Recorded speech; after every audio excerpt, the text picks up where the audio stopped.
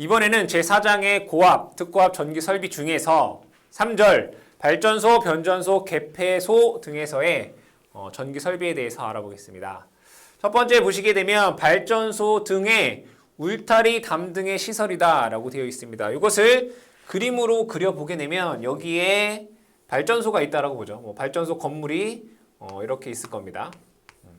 지표면이 이렇게 있을 거고요. 그럼 여기에 뭐를 담을 설치해야 된다 이런 얘기죠. 그럼 담을 이렇게 설치했다라고 보죠. 이렇게 담을 이렇게 제가 설치했다라고 보겠습니다.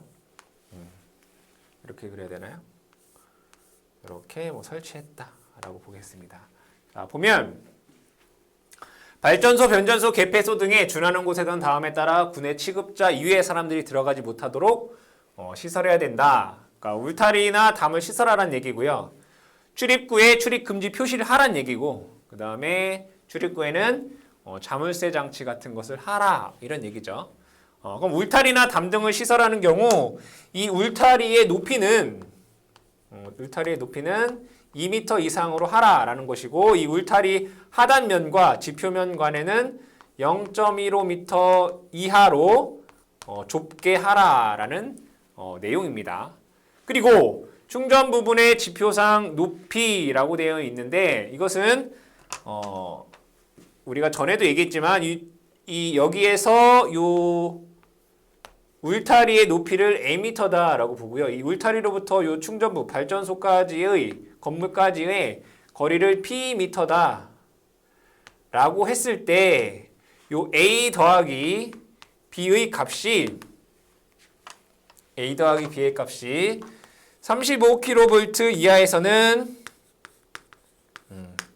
얘가 5m가 되고요. 160kV 이하에서는 얘가 6m가 되고요. 160kV를 초과하는 경우에는 이 6m에다가 플러스 0.12 단수를 해주시면 된다. 이것은 여러분들이 특고압 및 고압 설비에서 했던 내용과 동일하다라고 볼 수 있습니다. 라항 같은 경우에는 고압 또는 특고압 가공전선이 금속재 울타리 담등과 교차하는 경우다라고 되어 있는데, 발전소는 전기를 생산하는 곳이기 때문에 여기에서 발전된 전기를 외부로 나가야 되겠죠. 외부로 이렇게 나갈 것입니다. 그러면 분명히 이 울타리와 이 가공전선이 교차하는 이런 부분이 생긴다는 얘기죠. 이렇게 교차하는 부분이 생긴다. 이 교차를 할 때 어떻게 시설해야 되느냐라는 거죠. 자, 금속재 울타리 담등과 교차점과 좌우 45m 이내로 접지 공사를 해야 된다라는 것은, 자, 이 가공전선이 이렇게 지나가는데 울타리와 교차하는 부분에서 좌우, 요 중심으로부터 요 좌우 45m 이내에 여기에 뭐 하라는 얘기예요? 접지 공사를 하라 이런 얘기예요. 마찬가지로 여기서도 접지 공사를 하라 이런 얘기죠. 그래서 여러분들이 암기해야 되는 건 뭐예요? 45m 이내에 접지 공사를 하라 이런 얘기죠. 자, 그리고 이 가공전선이 얘가 고압이다라고 하면 고압 보안 공사를 하셔야 되고요. 얘가 만약에 특고압이다라고 하면 얘는 특고압 2종 특고압 보안 공사를 해야 된다. 여러분들이 외워야 될 건 뭐예요? 고압이면 그냥 고압 보안 공사를 하면 되고, 얘가 특고압이면 몇 종? 2종 특고압 보안 공사를 해야 된다라는 것 여러분들이 기억해 주시면 되겠습니다. 다음에 특고압 전로의 상 및 접속 상태의 표시입니다. 상은 L1, L2, L3 이런 것이 있겠죠. 그럼 여기에서 보게 되면 여기에 L1, L2, L3라는 것이 있다라고 하면 L1, L2, L3 이렇게 있겠죠. 그리고 중성선 N 이런 것이 있단 말이에요. 그러면 발전소, 변전소 같은 경우에는 회선이 여러 개가 되겠죠. 여러 개. 그때 발전소, 변전소 또는 이에 준하는 곳의 특고압 전로에 그 보기 쉬운 곳에 상별 표시를 해라 이거야. 상별 표시. 얘가 L1인지 L2인지 L3인지. 근데 상별 표시를 여러분 뭘로 해요? 색으로 하잖아요. 우리가 상별 색이 정해져 있잖아요. 색으로 표시할 수 있습니다. 발전소, 변전소 또는 이에 준하는 곳에 특고압 전로에 대하여 접속 상태를 모의모선의 사용, 기타 방법으로 표시하라. 여러분들 학교 이런 데 가보면 학교 건물에 대해서 어떻게 돼 있어요? 모형이 있잖아요. 모형 조그맣게 소형으로 또는 뭐 아파트 이런 거를 우리가 분양할 때 마찬가지로 모형이 있죠. 마찬가지로 여기에서도 우리가 구분하기 위해서 모의모선에 이런 것들을 해 놓아라. 알 수 있도록. 다만 문제에 나오는 건 이거예요. 회선수가 2 이하이고 단일모선인 경우에는 그러하지 아니해도 된다. 그러니까 모의모선을 안 해도 되는 경우는 뭐란 얘기예요? 단일모선에 회선수가 2 이하인 경우는 모의모선을 하지 않아도 된다. 그래서 여러분들이 요거 단일모선에 회선수 2 이하이면 모의모선을 하지 않아도 된다라는 게 문제에 잘 출제가 되고 있습니다. 세 번째, 발전기 등의 보호장치라고 되어 있습니다. 다음의 경우에 발전기 전로로부터 자동 차단하는 장치를 시설해야 된다 이거예요. 자, 발전기, 동기 발전기라고 생각을 하시면 돼요. 이 발전기를 이러한 경우에 뭐라는 얘기예요? 자동 차단해라 이거예요. 첫 번째, 발전기에 과전류나 과전압이 생긴 경우 차단해라. 이거 외우셔야 돼요. 발전기에 과전류나 과전압이 생긴 경우 자동 차단해라. 나머지 용량을 여러분이 다 외우셔야 돼요. 용량을. 근데 그냥 이렇게 읽어보면 내용이 어려워요. 그래서 여러분들이 암기하기 편하도록 제가 한번 정리를 해볼게요. 100 kVA 100 kVA 숫자 순서대로 500 kVA 그 다음에 2000 kVA 그 다음에 1000 kVA kVA 초과. 그러면 여러분들 이걸 여기는 글을 다 외울 필요가 없단 말이에요. 100 숫자가 점점 커져요. 그럼 숫자가 작을수록 어떤 비중이 좀 낮다라고 한번 생각을 해볼게요. 100 하면 풍차. 그냥 풍차라고 생각하세요. 풍차 뭐예요? 풍력 발전. 풍차보다 조금 큰 규모 수력 발전. 얘도 수력. 이거 만 중요합니다. 얘 내부 고장 그냥. 발전기의 내부 고장. 만 초과하게 되면 증기 터빈이에요. 증기 터빈. 이렇게 외우세요. 근데 얘는 수력이 2개잖아요. 그렇죠? 수력이 2개인데 500 볼게요. 500. 500은 수차의 아뷰. 수차 아뷰. 그러니까 수차 이렇게 쓸까요? 아뷰. 그리고 얘도 수차 온도예요. 온도. 여기 2000 보게 되면 수차의 스트링 베어링 온도. 그러니까 우리가 이거를 다 외우지 않더라도 요거랑 요거를 매칭하셔야 돼요, 여러분들.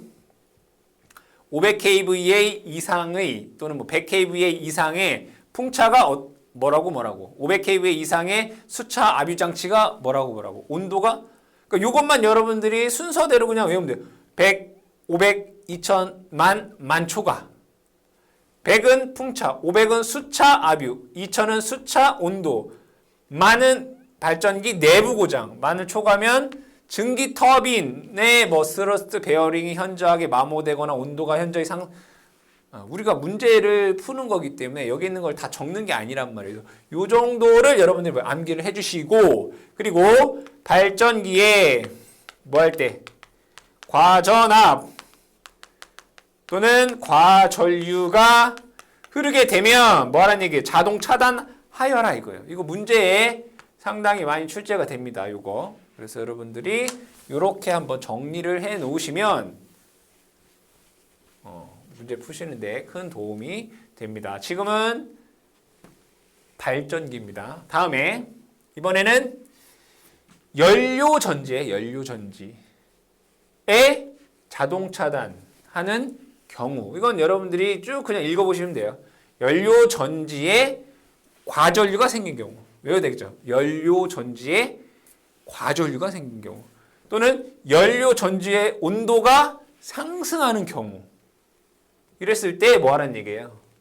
전류로부터 차단하라. 하라. 또 공기, 산소의 농도 또는 연료의 농도가 현저히 상승하는 경우 이럴 때 뭐라는 얘기? 자동 차단하여라. 여기서 뭐 문제가 특별하게 출제될 게 없죠. 근데 여기 같은 경우는 다 숫자가 나오잖아요. 숫자 같은 경우는 문제가 출제하기가 아주 용이하다 이거죠. 연료전지 같은 경우는 여러분 외울 게 뭐라고요?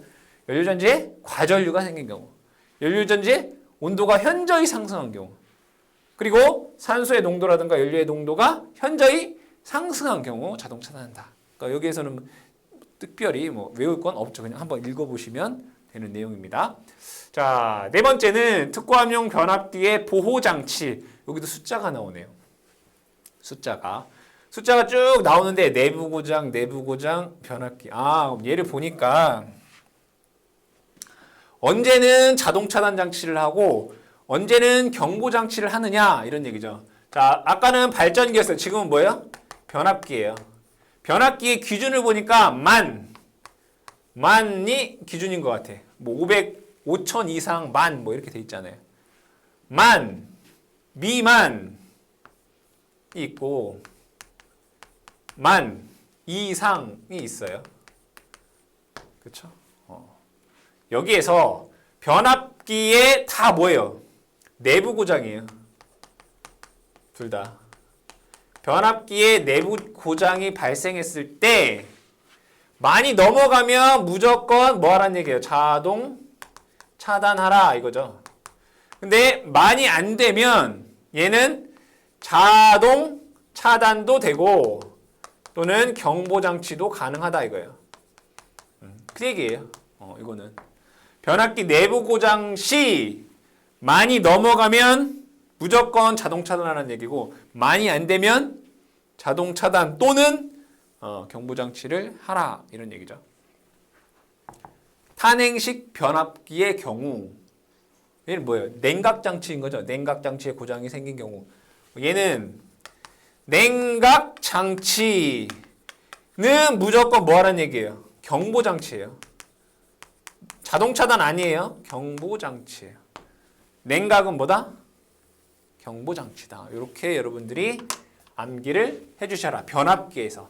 변압기 내부 고장 많이 안 되면 자동 차단 또는 경보이고 많이 넘으면 무조건 자동 차단 장치이고 냉각 장치는 무조건 경보 장치다라고 암기하시기 바랍니다. 다음에 조상 설비의 보호라고 되어 있습니다. 조상 설비는 무효 전력을 공급하는 장치이죠. 그래서 이 조상 설비 같은 경우에는 보호하는 장치를 표와 같이 시설한다라고 되어 있습니다. 여기에서 전로로부터 자동 차단하는 장치를 설치하라. 조상 설비. 조상 설비, 자동 차단, 경우 이런 거죠. 기준을 보니까 뭐가 돼 있어요? 15,000이 기준이 돼 있어요. 15,000이 기준이다. 라는 걸 알 수 있죠. 얘도 15,000, 15,000, 15,000. 그렇죠? 그런데 15,000인데 여기에서 15,000 얘는 이상 15,000 미만 이렇게 돼 있잖아요. 그럼 여기에서 얘는 하나는 조상기인 거고 조상기가 말하는 게 뭐예요? 동기조상기인 거고 하나는 그냥 전력용 콘덴서 이렇게 생각하면 돼요. 전력용 캐패시터 또는 블로 리액터다라고 되어 있는데 얘는 그냥 캐패시터라고 생각하면 되죠. 전력용 콘덴서다라고 생각을 해보자 이거예요. 동기조상기 같은 경우에는 15,000 이상에서 내부 고장이 발생하면 자동 차단하라 이런 얘기죠. 얘는 끝이에요 그냥. 동기조상기는 15,000kVA 이상에서 내부 고장 발생하면 자동 차단하라 이런 얘기죠. 캐패시터 같은 경우에는 15,000 이상에서는 내부 고장이라든가 또는 과전압이라든가 또는 과전류가 생기면 내부 고장이라든가 과전류라든가 과전압이 생기면 자동 차단하라는 얘기고 15,000kVA 미만에서는 내부 고장이라든가 여기서는 과전압이 빠져요. 과전류가 흘렀을 때 뭐 하라는 얘기예요? 자동 차단하라 이런 얘기죠. 근데 문제에서 많이 나오는 것은 이 동기조산기는 15,000kVA 이상에서 내부 고장이 발생하면 자동 차단 장치가 동작해야 된다. 이게 문제에서 많이 출제가 되기 때문에 그 부분을 여러분들이 기억을 해주시면 되겠습니다. 다음에 계측장치 보겠습니다. 계측장치. 계측장치는 무엇을 측정하는 거죠. 이러한 측정 장치를 해라. 근데 이거 다 외우기 뭐 하죠? 뭐만 보면 돼요? 발전소 같은 경우에는 뭐 하면 돼요? 전압계, 전류계, 전력계를 시설해야 된다. 그죠? 발전기의 전압계, 전류계, 전력계.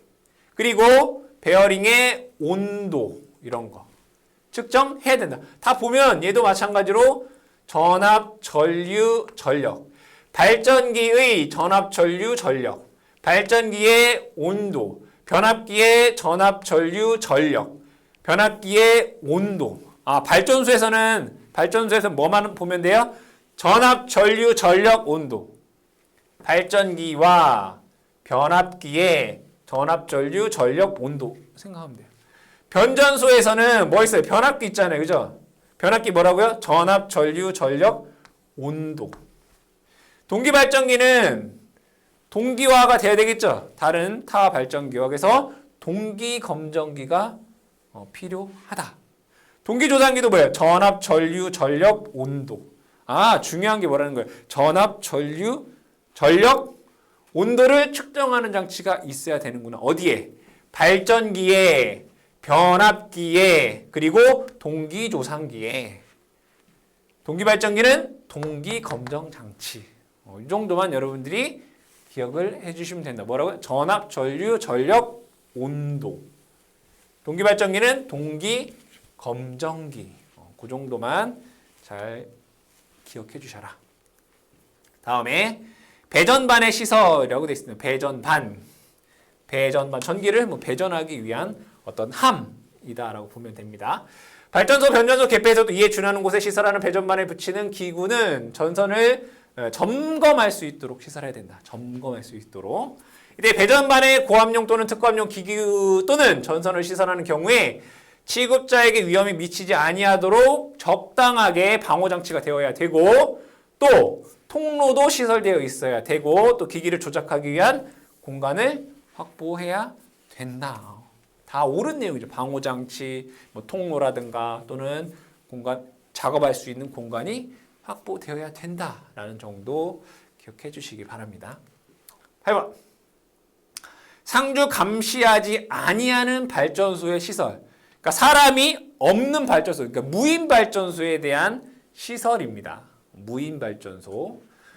다음 같은 경우 발전기 전로로부터 자동 차단하고 정지장치 또는 내연기관 연료 유입을 자동으로 차단하는 장치를 시설한다. 그러니까 사람이 상주하지 않는, 사람이 없는 발전소에서 이러한 경우 자동으로 차단하도록 하여라 라는 거죠.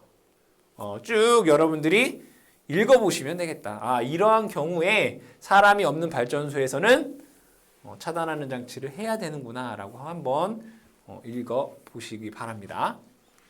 다음에 여기서는 사람이 없는 발전소의 연료장치에서 마찬가지로 자동을 차단하는 경우도 여러분들이 읽어보시고요. 다번 같은 경우에는 경보장치를 하는 경우, 사람이 없는 발전소에서 이러한 경우에 경보를 하는 장치를 해야 된다라는 겁니다. 마찬가지로 여러분들이 쭉 읽어보시면 되겠습니다. 자, 9번째는 상주 감시하지 않은, 이번에는 변전소예요. 변전소. 변전소에서 경보장치를 하는 것. 경보장치. 문제에 많이 나오는 것은 사실은 이겁니다. 수소 냉각식 조산기는 그 조산기 안에 수소의 순도가 여기 뭐예요? 90%. 이게 문제 많이 나와요. 숫자 나오는 게 문제 많이 나오네요. 자, 사람이 없는데요. 사람이 없는 변전소에서 수소 냉각의 수소 순도가 90% 이하가 되면 뭐 하라는 얘기예요? 경보장치를 시설하라 이거야. 근데 수소의 순도가 85% 이하가 되면 자동 차단하여라 이런 얘기예요. 이것을 정리해 보면 지금 얘는 뭐 수소 냉각이에요. 수소 냉각. 수소, 냉각, 조상기에서 사람이 없는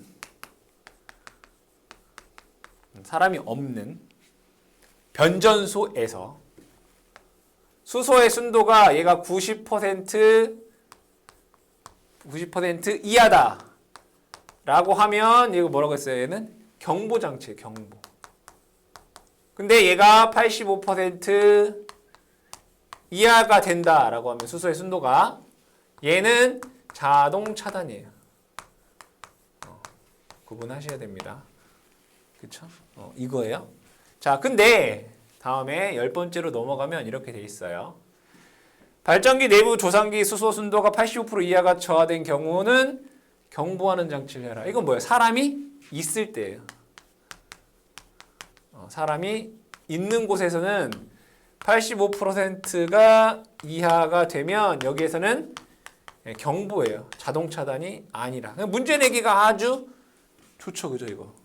수소 냉각 조상기에서 사람이 없는 곳에서는 90% 이하에서 경보이고 85% 이하에서는 자동 차단이에요. 근데 사람이 있는 곳에서는 85% 이하에서 경보 장치다. 그래서 얘가 사람이 있냐 또는 사람이 없느냐, 사람이 있냐 사람이 없느냐에 따라서 수소 순도에 따라 경보, 자동 차단 경보가 달라지기 때문에 이것을 여러분들이 구분해서 암기를 해 주시고, 사람이 없는 발전소 그리고 사람이 없는 변전소에 대한 내용도 여러분들이 제가 그냥 넘어갔지만 한 번쯤 읽어보시면 충분히 다 이해되는 내용이니까 한 번씩 꼭 읽어보시기 바라고, 요거는 꼭 기억해 주시기 바랍니다.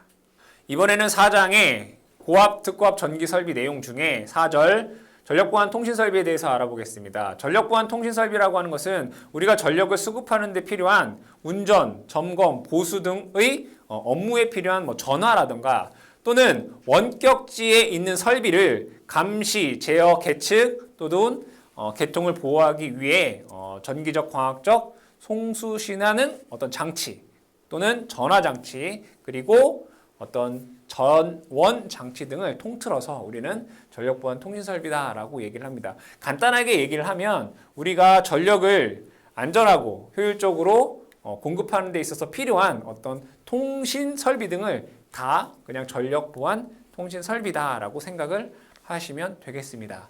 자, 그러면 이 전력보안 통신 설비는 어디에 시설을 해야 되느냐라고 봤더니 송전선로라든가 배전선로에 모두 설치를 해야 된다. 즉 송전선로에서는 이러한 곳에, 배전선로에는 이러한 곳에 이 전력보안 통신 설비를 해야 된다라는 것입니다. 자, 그리고 문제에서 많이 출제가 되는 것은 요 다항, 발전소, 변전소 및 변환소의 어디에 전력보안 통신 설비를 해야 되느냐라는 것이죠. 1번 보게 되면 원격 감시 제어가 안 되는 발전소, 변전소, 개폐소, 전선로 이를 운영하는 급전소 간에 통신 설비를 해야 된다라는 거고, 두 개의 급전소 상호 간 그리고 이를 통합 운영하는 급전소 간에도 시설을 해야 된다. 그리고 수력 설비 중 필요한 곳, 수력 설비 안전상 필요한 양수소 및 강수량 관측소와 수력 발전소 간에도 해야 된다. 동일수기에 속하고 안전상 긴급 연락이 필요한 수력 발전소 상호 간도 시설을 해야 되고요. 동일 전력 계통에 속하고 안전상 긴급 연락이 필요한 발전소, 변전소, 개폐소 상호 간에도 시설을 해야 된다. 6번째, 발전소, 변전소 및 개폐소, 기술원, 주재소 간에도 시설을 해야 되고요. 그 다음에 이러한 곳에 전기설비 안전상 긴급 연락이 필요한 기상대, 소방서 이런 데도 설치를 해야 된다라고 되어 있습니다. 여기에서 다음 중 전력보안 통신 설비를 시설하지 않아도 되는 곳은 무엇이냐라고 출제가 되기도 하기 때문에 요 1번부터 7번까지 모두 여러분들이 체크를 해주시기 바랍니다. 자, 그 다음에는 전력보안 통신 케이블의 시설 기준이다라고 되어 있습니다. 이 전력보안 통신 케이블에 어떤 걸 써야 되느냐라고 봤더니 광섬유 케이블과 동축 케이블 및 차폐용 실드 케이블을 사용할 수 있다. 또는 이와 동등 이상의 것을 사용해야 된다라고 되어 있습니다. 나항에서는 통신선은 다음과 같이 시공한다라고 되어 있습니다.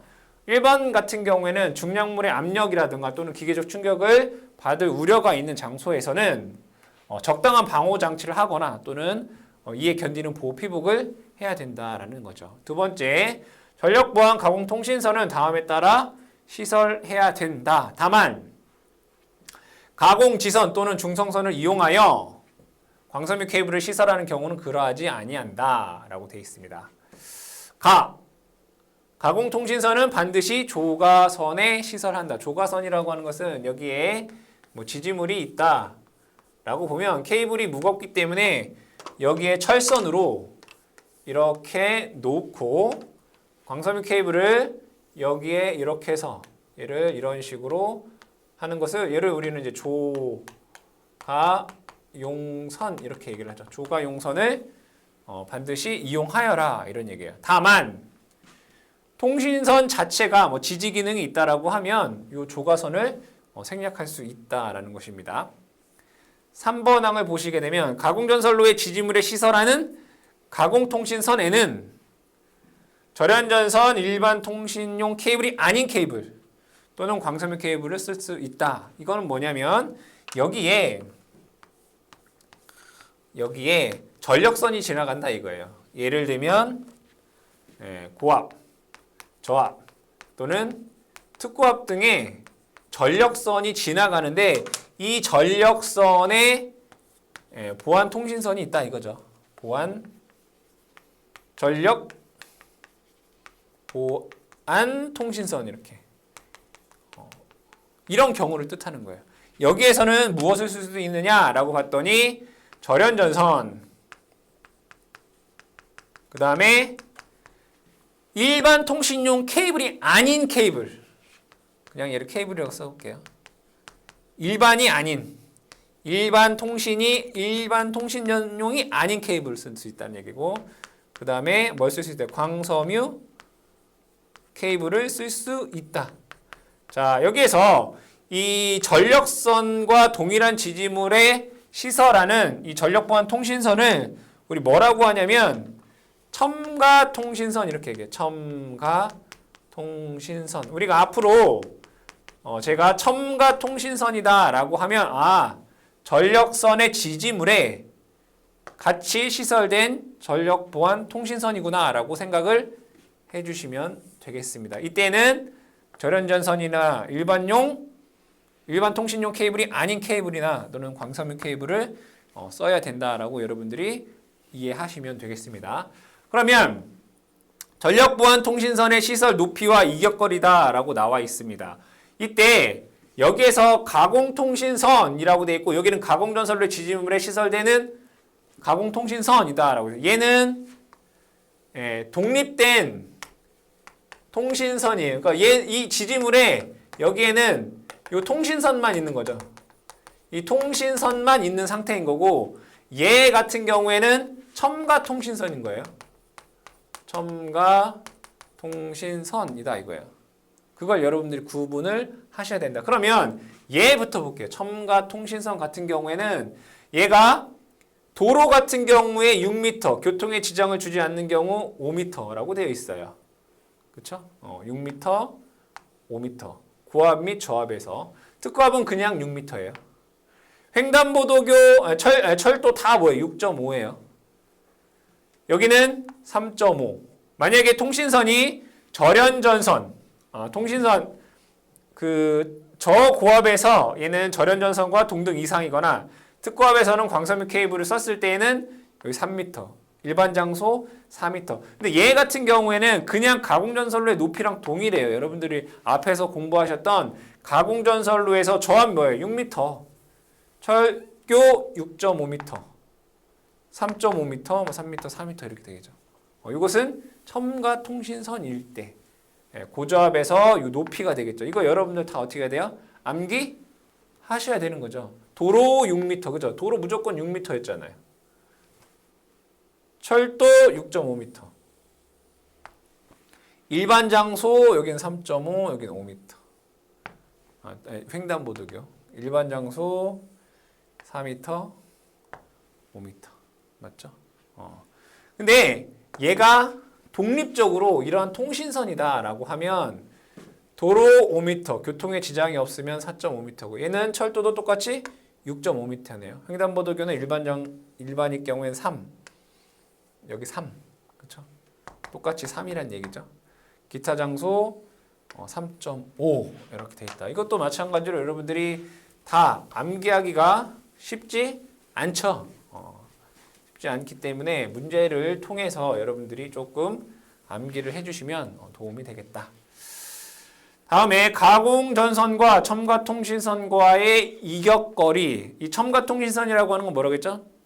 전력선에 함께, 전력선 지지물에 함께 설치되어 있는 여기에는 전력선이 있고 여기에 통신선이 있다. 이거를 우리는 첨가통신선이다 라고 얘기를 하죠. 그랬을 때 얘와 얘 간의 이격거리가 얼마가 되느냐라는 겁니다. 그러면 여기에서 여러분들이 이해하기 쉽게 한번 그려보겠습니다. 이렇게 그려보죠. 얘는 특고압이고요. 얘는 고압이고 얘는 저압 또는 중성선. 그리고 얘를 볼까요? 얘를 첨가통신선 보겠습니다. 그럼 기본적인 것부터 한번 보면 이 특고압이랑 요 첨가통신선 간의 이격거리는 인쇄로 해볼까요? 얘와 얘 간에는 1.2m예요. 1.2m. 그리고 고압이랑은 0.6m. 얘랑 고압이랑은 얘는 0.6m. 이렇게 되어 있죠. 그리고 저합과도 0.6m. 이렇게 되어 있네요. 그런데 여기에서 이 첨가통신선이 절연전선 이거나 케이블이고 기본적으로 얘가 절연전선 케이블이고 이 특고압이 특고압이 케이블인 경우 여기가 케이블인 경우는 0.3m가 되는 거예요. 얘가 케이블인 경우. 그리고 고압이 케이블인 경우는 0.3m. 고압이 케이블인 경우. 저압 같은 경우에는 절연전선이나 케이블인 경우 얘는 0.3m예요. 얘는 절연전선이거나 케이블인 경우입니다. 그런데 이 특고압에서 얘가 22.9kV 이다 라고 하면 얘와 얘 이격거리는 0.75m 이렇게 됩니다. 이 표를 정리해보면 이렇게 된다. 특고압이랑은 1.2m고 고압이랑은 0.6m고 저압은 0.6m네. 근데 얘가 케이블을 쓴다면 0.3, 0.3, 0.3 다 0.3이네요. 그죠? 케이블이면 0.3, 0.3, 0.3 그리고 얘가 22,900이다라고 하면 0.75다라고 여러분들이 암기를 하시면 되겠습니다. 자, 다음에 특고압 가공전선로의 지지물에 시설하는 통신선 뭐예요? 첨가통신선이 얘네들 뭐예요? 도로, 횡단보도구, 철도, 레일, 삭도 얘네들과 교차하는 경우예요. 교차하는 경우. 첨가통신선이 교차하는 경우. 통신선은 연선의 경우 단면적이 얘 절연전선과 절연요략이 있는 것. 그러니까 이 첨가통신선은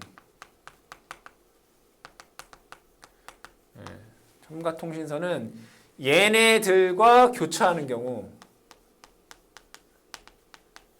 교차하는 경우에 적어볼게요. 절연 내력은 뭐랑 같다라고 돼 있어요? 절연 내력은 4mm 이상. 그죠? 단선의 경우 4mm랑 연선은 16 스퀘어 이상의 그죠? 통신선은 연선의 경우 16 스퀘어, 단선의 경우 4mm 이상의 절연 전선과 동등 이상의 뭐예요? 절연 내력을 가져야 되고요. 강도는 인장 강도는 인장 강도는 단선이면 5mm, 연선이면 25 스퀘어 이상의 뭐와 경동선과 동등 이상 뭐 8.01 kN 이상의 강도를 가져야 된다. 다른 거죠, 여러분들. 절연 내력은 4mm, 연선 16 스퀘어. 인장 강도는 지름 5mm, 단면적 25 스퀘어의 경동선. 얘는 절연 전선. 구분을 하셔야 됩니다. 그리고 삭도와 다른 가공 전선 등의 이격거리는 즉 여기에 첨가통신선, 얘는 전력선. 전력이에요. 얘는 첨가통신선이에요. 얘가 삭도라든가, 삭도는 뭐예요? 케이블카죠.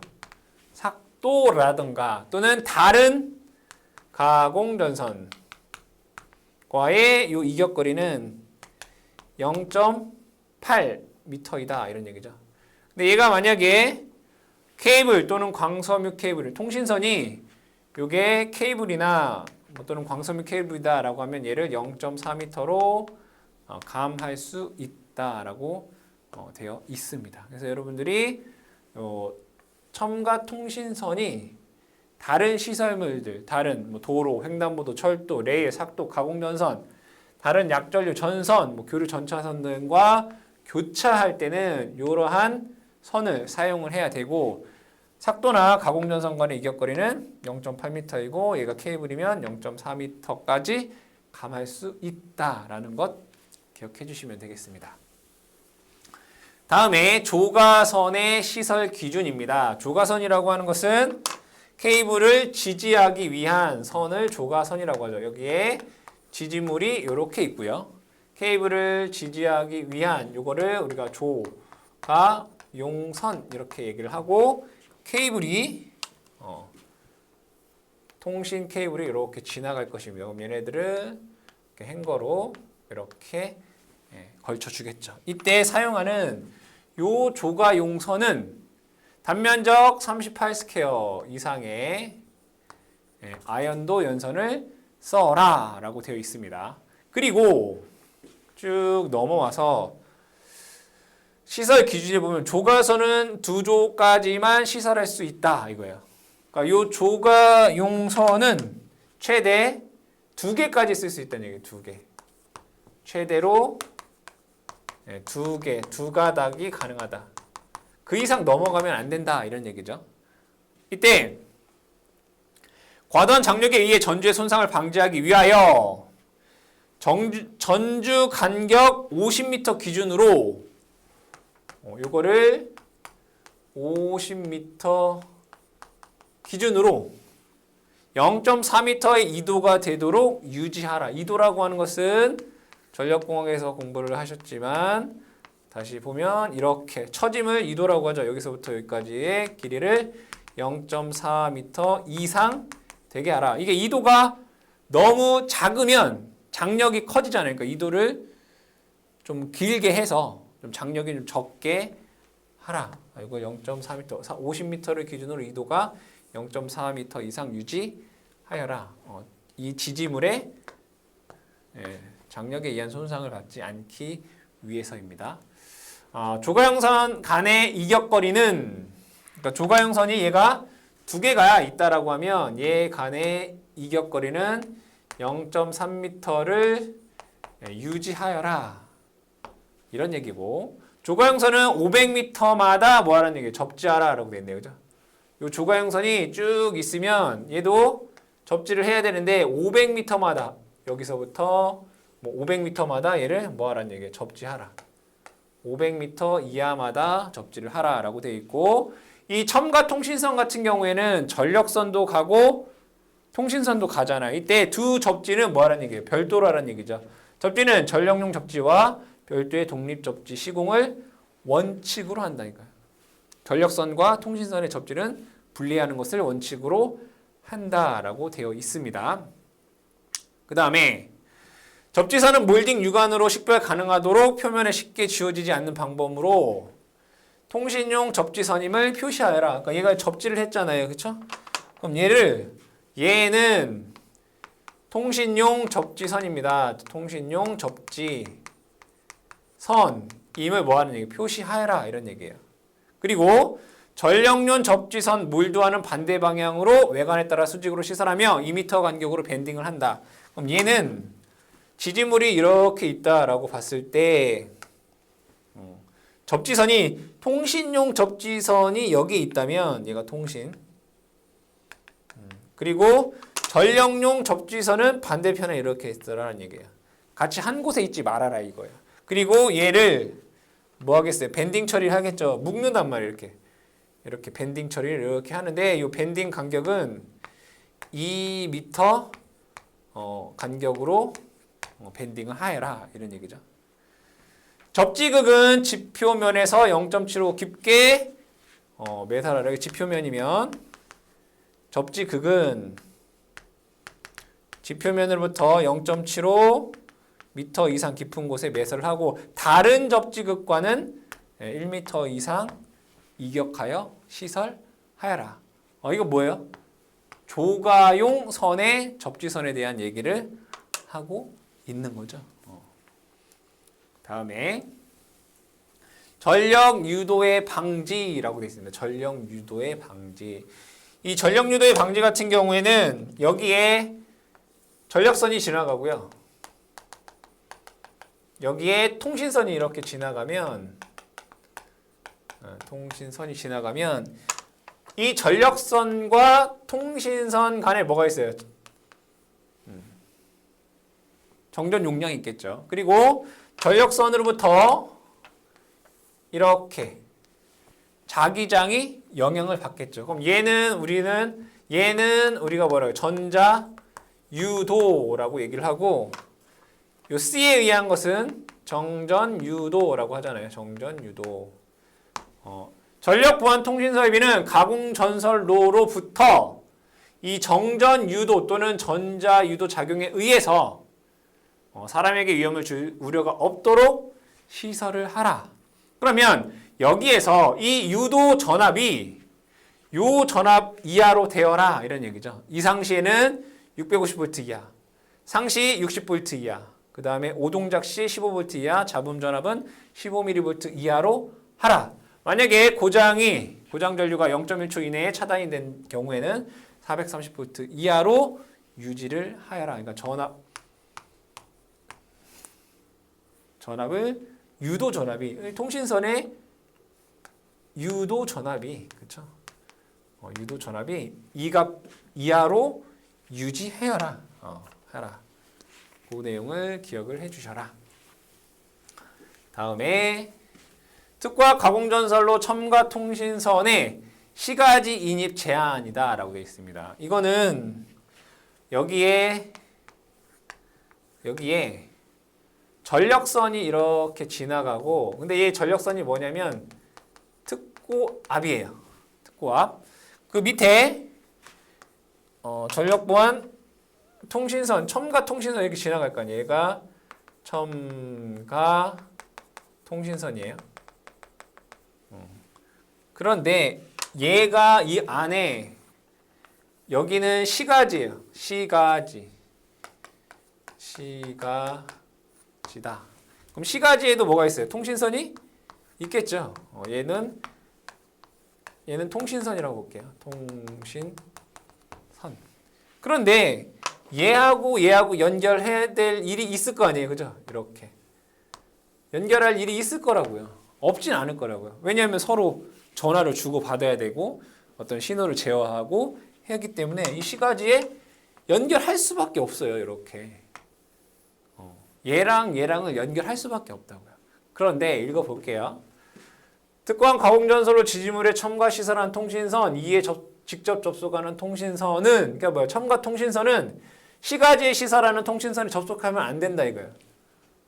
얘랑 얘랑 접속하면 안 된다 이런 얘기예요. 그 얘기잖아요. 하면 안 된다. 그런데 다음과 같은 때는 접속해도 된다는 얘기예요. 그 얘기는 뭐냐면 얘네들을 해서 여기에 접속하라 이런 얘기죠. 읽어보겠습니다.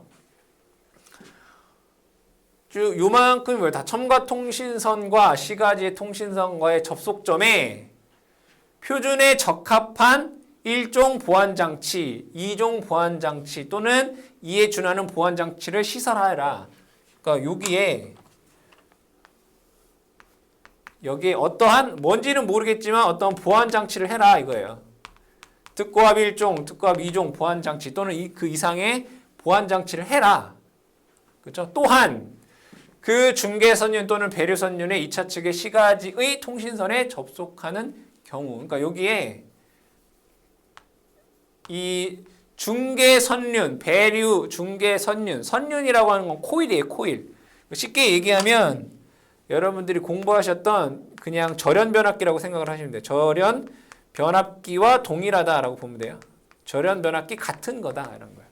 그러니까 얘랑 얘랑 서로 뭐라 이상한 잡음들이 오지 않게끔 해서 얘랑 연결하라니까. 여기에는 중계 코일이나 배류설전, 이건 배류 코일이에요. 배류 코일을 설치하고 이 연결점에는 어떤 보안 장치를 한 다음에 연결을 하여라라는 겁니다. 두 번째, 시가지에 시설하는 통신선은 특과 가공전대 지지물의 시설이라 해서는 아니 된다. 시가지에 시설하는 통신선은 특과 가공전선, 그러니까 이 시가지에서는 첨가 통신선이 뭐 안 된다는 얘기예요? 안 된다는 얘기예요. 그러니까 특고압에 연결되어 있는, 그러니까 특고압 가공전선로 지지물에 통신선을 쓰면 안 된다는 얘기죠. 특고압 지지물에는 첨가 통신선이 안 된다. 시가지 안에서. 다만 된다는 얘기죠. 그죠? 다만 통신선이 절연전선과 동등 이상의 절연 성능이 있고 인장 강도 다음과 같을 때 또는 광섬유 케이블 경우에는 된다 이거예요. 근데 이거는 안 되는데 언제 된다는 얘기예요? 언제 된다? 통신선이 단선인 경우 3mm, 연선인 경우 16스퀘어 이상의 절연전선이거나 또는 광섬유 케이블인 경우, 광섬유 케이블이면 특고압 첨가 통신선 된다 이거. 어디에서? 시가지에서. 이걸 여러분들이 체크하시면 되겠다. 자, 다음에 통신기기류의 시설입니다. 읽어볼게요. 배전주에 시설되는 광전송장치, 통축장치 등은 기기는 전주로부터 0.5 이상 1.5 이내에 승주 작업에 방해가 되지 않도록 조가선에 견고하게 고정한다 라고 되어 있네요. 이걸 그림으로 그려보면 여기 지지물이 이렇게 있습니다. 지지물이 이렇게 있고 여기에 조가용선이 이렇게 지나간다고 볼게요. 얘는 조가용선. 그럼 통신선이 그 밑으로 이렇게 얘가 걸려서 이렇게 가겠죠. 그랬을 때 이 지지물로부터 0.5m 이상, 지지물로부터 1.5m 이내에 이런 거, 광 전송장치라든가 동축장치, 이게 뭔지 몰라도 돼요, 그죠?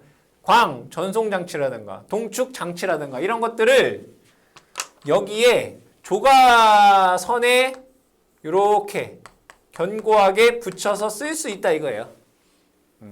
이렇게 하라 이거예요. 여기에 요 사이에 요거를 설치하라 이런 얘기예요. 그리고 전주 하나에는 조가선 한 개당 각각 한 대를 할 수 있다. 그렇죠? 전주 한 번에 시설하는 기기는 수령은 조가선 한 조당 좌우에 각각 한 대. 여기 한 대, 여기 한 대 이렇게 설치할 수 있다. 좌우로. 그 내용이 됩니다. 그럼 문제에서 뭐 나올 만한 거는 뭐 이런 거죠. 요거 사이에 설치를 해야 된다. 다음에 전원 공급기의 시설. 통신을 하려면 전원이 필요하잖아요. 이 전원 공급기는 어떻게 시설을 해야 되는가? 전원 공급기는 다음에 따라 시설해야 된다. 전원 공급기는 뭐 지표상 4m 이상의 전원 공급 장치를 시설해야 되고 누전 차단기를 내장하고요.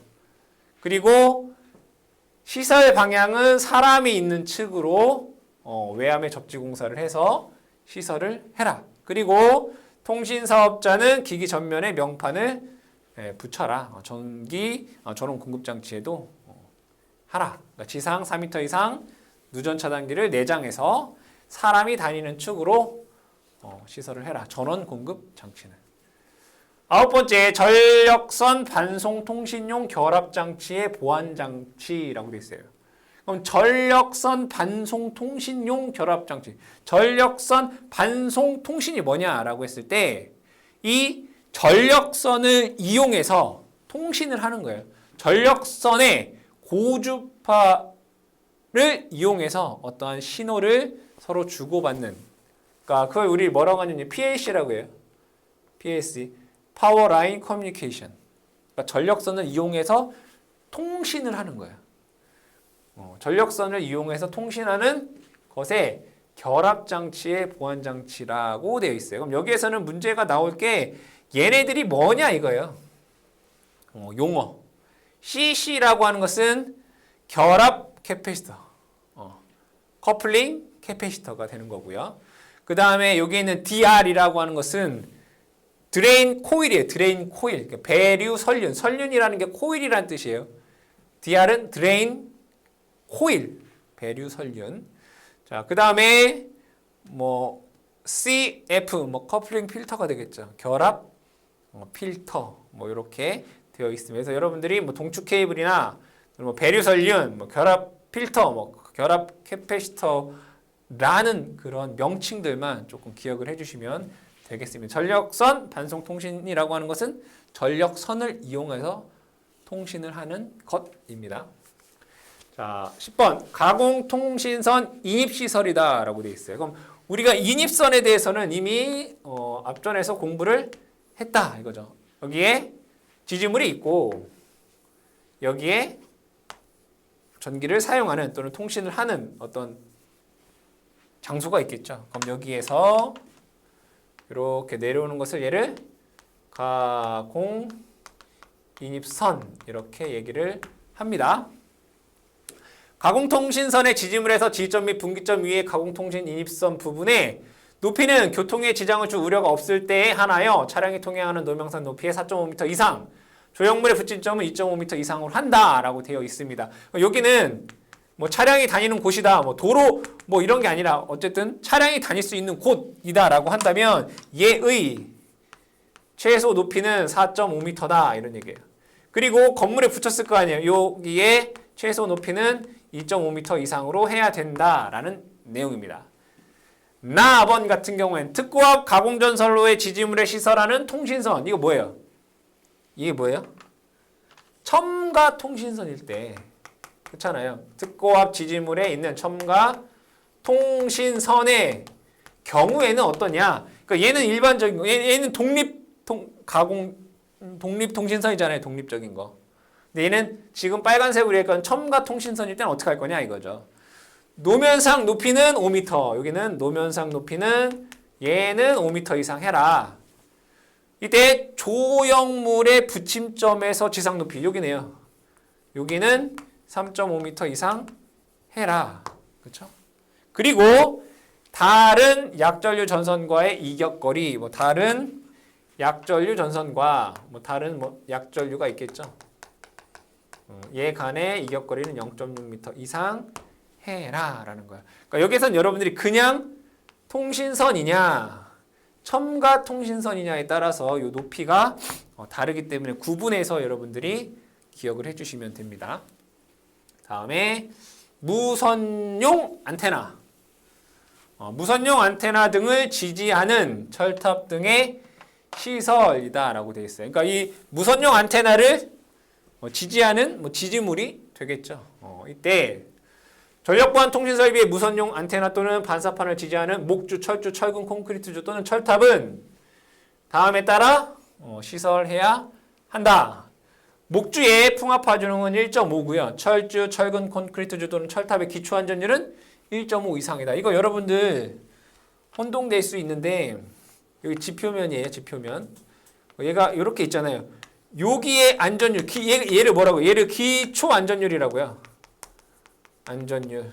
그리고 여기 바람에 의해서 견딜 수 있는 걸 그냥 안전율이라고요. 이건 뭐냐면 목주의 풍압 하중에 대한 안전율. 그러니까 여기의 안전율이 목주인 경우에 얘가 1.5다라는 거고 철탑, 철근, 콘크리트주 철탑의 요 기초의 안전율은 1.5다 이런 얘기예요. 그거 여러분들 기억을 하셔야 하니까 무선용 안테나 같은 경우에 지지하는 것에는 다 안전율이 다 뭐예요? 1.5, 목주 1.5. 철탑, 철근, 콘크리트, 철탑, 철근, 콘크리트, 철주 기초의 안전율 1.5 똑같이 1.5다. 기억해 주시면 되겠습니다. 다음에 통신설비의 식별. 통신설비의 식별이라고 하는 것은 얘는 통신설비다. 통신설비용 뭐뭐다 라는 표시를 하라 이런 얘기예요. 모든 통신기기에는 식별이 용이하도록 인식용 표차를 부착해라. 통신용 같은 경우에. 세 번째, 설비 표시의 명판 시설 기준이다 라고 되어 있습니다. 직선주는 전주 5 경감마다, 분기주, 인류주는 매 전주마다 시설하라 이런 얘기예요. 이 얘기는 통신용 지지물이 이렇게 있다라고 보겠습니다.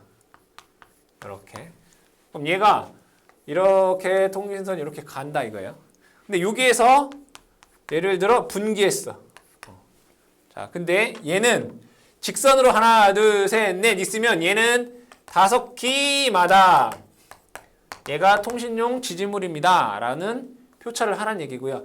여기에서 얘가 분기됐잖아요. 분기됐으면 얘 분기되면 무조건 여기 표차를 하라는 얘기고 얘가 마지막에 끝을 우리가 뭐라고 한다고요? 인류라고 한다고 했잖아요. 분기하는 곳이나 인류하는 곳에서는 무조건 표차를 하라는 거고 직선으로 계속되어 있으면 5기마다 하나씩 표차를 하라 이런 얘기입니다. 나항 같은 경우에는 지중 설비에서는 땅 속으로 가는 곳에서는 얘는 맨홀마다 시설해야 돼. 맨홀.